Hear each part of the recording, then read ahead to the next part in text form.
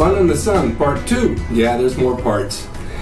You know how you guys like to hear my stories of bodybuilding and the beaches and what we did back in the day, and I came up with this one I had just kind of forgot about. But I was raised in Bakersfield, 120 miles north of here. It's a small little town, not now, it's grown quite a bit.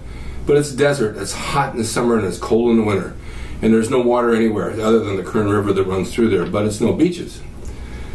So my family used to bring me down to Santa Monica back in those days for like a month, and we'd stay, like I said, at the Kensington, and I'd spend a whole month at the beach. You'd be coming down Wilshire, and you turn down, and you could see the ocean way out in front of you, and I thought, I can hardly wait to go down there and put my feet in the water. There's nothing like it in this world. And then we have the Ocean Park Pier at night for all the rides, and then we have the Santa Monica Pier for fishing, and all the things that were fun to do. So I had been working out for a little while, and I took my girlfriend with me. Let's go to Santa Monica. She said, I'd never been there. I said, well, let's go down there. Let's see what it's like. I've been there. So I took her down to the beach. We laid out in the sun, and she says, you know, I don't really like coming down here with you. I said, why? She said, because people look at you more than they do me. I said, well, I don't know what to say. I guess they're not used to bodybuilders. I mean, they should be. It's Muscle Beach, but there weren't that many at the time. So she got a little upset about it. She wanted the attention.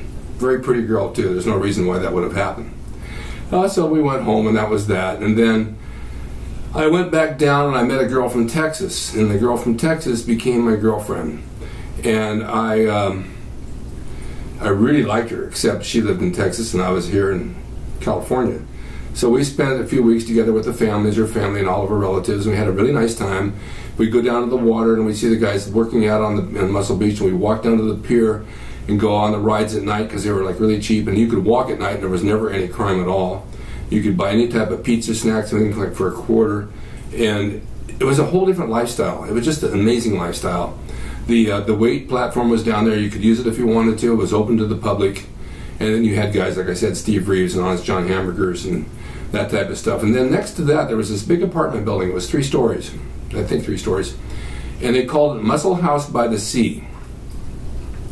The reason they called it Muscle House, it was owned by an older lady who provided room for all the bodybuilders that trained. And she hardly charged them anything, very, very little amount of money.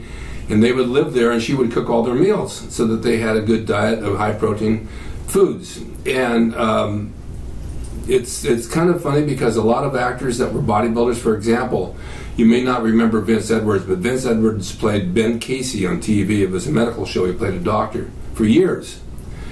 Well, before he got that show, he was a bodybuilder, and he entered some contests, and he made a movie called Mr. America.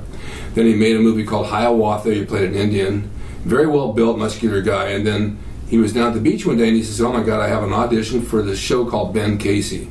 If I don't get this job, I'm moving back to New York. I'm sick of this auditioning stuff.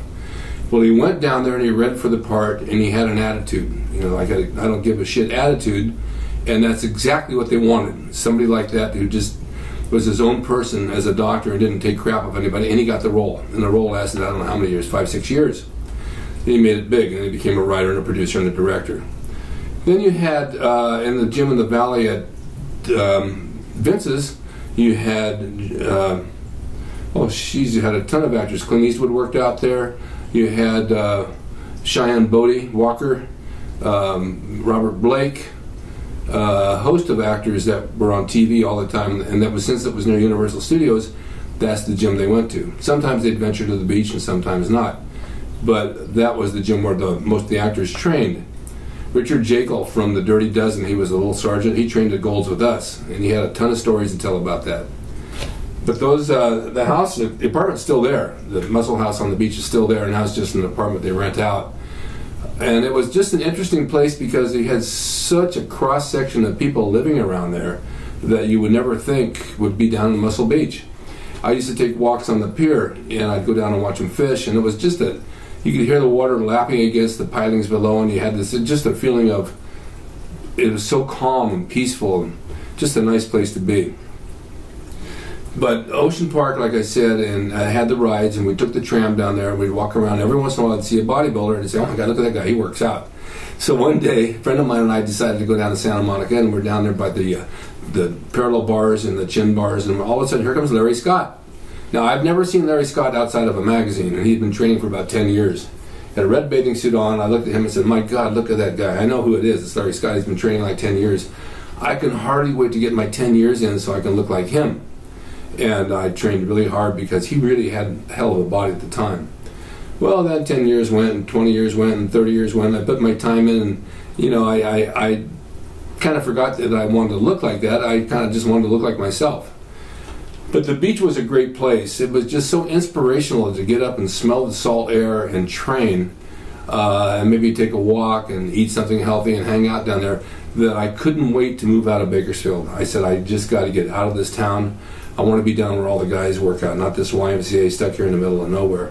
Although the YMCA was okay, I made good gains there. It was okay. So when it came time for me to walk into the gym like Gold's or Bill Pearl's, I already had a good body, so I didn't feel, I wouldn't have been intimidated anyway, but I wasn't intimidated because I was like one of the guys. And knowing that I lived in Santa Monica and I had access to the ocean and the sand and this lifestyle, probably was, you couldn't have given me $1 million. There wasn't anything better in my life than that. It was the nicest place in the world to be. If you went up the street on Wilshire at 5th, there was Zookie's Delicatessen. Zookie's Delicatessen was a hangout for all the guys that trained, and everybody in town that would go there. It was a popular place.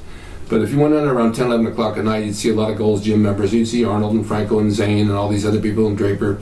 They'd all be in there eating omelets or hanging out and doing whatever they did. And so you became part of the group, and it was nice. Across the street from Zookie's was House of Pies. House of Pies was usually a Saturday night venture to go eat your carbs and have some pie and ice cream, and they did. And it was really funny because Walter would go in there and eat a ton of pie and ice cream, and he'd be more ripped the following week. But all this took place in Santa Monica. This is where it was. I went to Santa Monica for years before I even knew Venice was there. Venice is only a mile down the walk with the boardwalk, and there it is, but I never knew it. Until one day when I went down to Gold's, and there we were in Venice, and it was the same beach, it just had a different group of people. So if you guys have never experienced that, it's an amazing lifestyle, and it was a lot of fun to do. And I met a lot of people, and back there in the 70s, as far as the beaches and the women and the workouts, the women were totally accessible and open to anything. You could get a date in a heartbeat, and it wouldn't even take any effort at all, especially if you're a bodybuilder, because everybody liked you. So I wanted to share that with you. It's not like that today. Of course, there's some of the places are still standing, and it's good. They had a place called the Galley. The Galley is still there, and the Galley is very nautical inside, and they're famous for their steaks and their sourdough bread. Now, I still go down there once in a while and eat. They have the best steak I think I've ever had, and their sourdough bread's delicious. So that kind of brings back memories when I go. It's nice that they kept some sort of nostalgic thing down there. They had a Pioneer Bakery that they took down that was basically a big patio with a bakery and a restaurant with wine and cheese and breads and cookies and pastries and that. And a lot of the guys used to go there and hang out in the afternoon on the weekend especially. But it's gone. They turned it into condos and some sort of business apartment. So I just wanted to share that, guys, because I thought you would enjoy it. And I did say earlier in some of my videos, on the weekends we'd go to the Marina Del Rey, which is just another mile past Venice. So you had Santa Monica, Venice, and the Marina Del Rey. Now Marina Del Rey was where all the boats were and all the nightclubs. So you had Donkin's Inn, the Captain's Wharf, and people like that. And then I think it was also Charlie Brown's, and they had the steak with the salad bars and all that kind of stuff. I could get a teriyaki steak with rice and a salad bar and bread for $4.95. Not today. Today it's $49. So we'd go down there on the weekends, and they had dancing and they had music, and most of the women would come from where I live now in the valley to the beach, and they wanted to meet guys, and this is where we would meet them. And like I said before, we'd pull them outside underneath the security light where the guy was checking IDs and give him the light test. If we didn't like him, we threw him back in. Oh my God, those days were crazy, but we had a good time.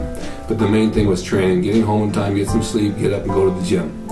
And that's my Fun in the Sun Part 2. I hope you enjoyed it. Hey everybody, I just wanted to introduce you to my new clothing line, Gym Bums of California.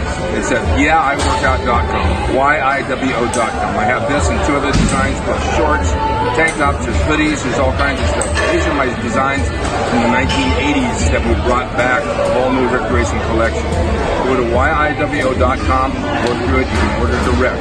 They're all brand new with my signature, and you'll love it. Thank you. Enjoy the video brought to you by Old School Labs. Use my discount code DRASIN12 on the link below at oldschoollabs.com.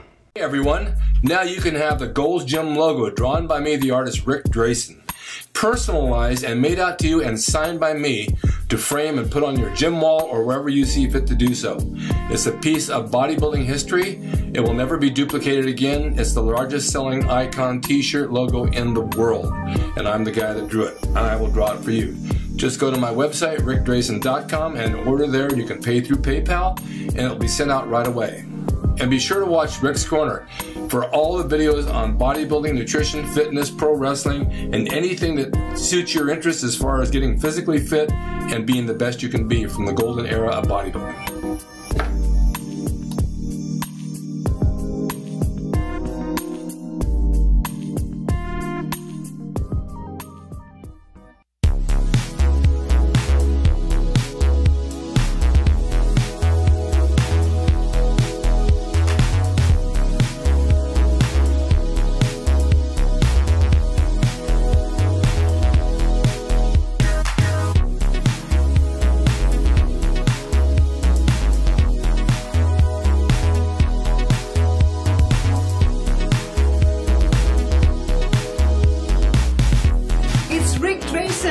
He's the equalizer, baby.